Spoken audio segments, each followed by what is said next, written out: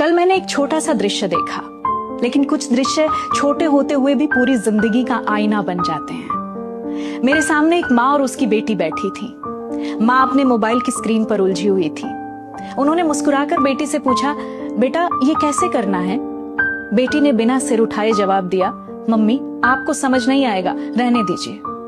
बस इतना ही, कोई झगड़ा नहीं, कोई ऊंची आवाज नहीं, लेकिन इस एक वाक्य में आज की पीढ़ी की सबसे बड़ी बेचैनी छिपी हुई थी।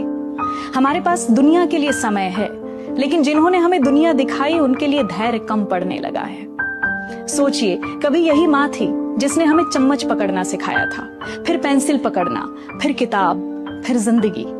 जब हम एक शब्द भी ठीक से नहीं बोल पाते थे, तब उन्होंने उसे सैकड़ों बार दोहराया।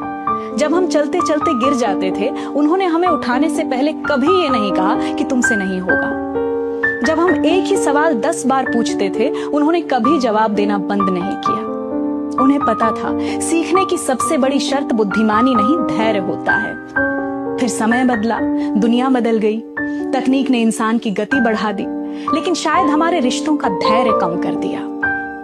आज माता पिता स्मार्टफोन सीख रहे हैं, ऑनलाइन पेमेंट सीख रहे हैं, नई दुनिया के नियम याद करने की कोशिश कर रहे हैं, और हम कई बार उन्हें इस तरह से टाल देते हैं जैसे किसी अनजान व्यक्ति को टालते हैं। कहा जाता है, बच्चों को पालने में सबसे ज्यादा पैसा नहीं लगता, सबसे ज्यादा धैर्य लगता है, और शायद बुढ़ापा उसी धैर्य का लौटाया जाने वाला ऋण है। इसलिए अगली बार जब माँ या पिता कोई बात दूसरी, तीसरी या 10वीं बार पूछें, तो जवाब देने से पहले सिर्फ एक पल ठहरिए। याद कीजिए कि कभी आपने भी माँ कहना एक दिन में नहीं सीखा था, कभी आपने भी जूते के फीते पहली बार में नहीं बांधे थे, कभी आपने भी उंगली छोड़कर चलना एक ही कोशिश में नहीं सीखा था।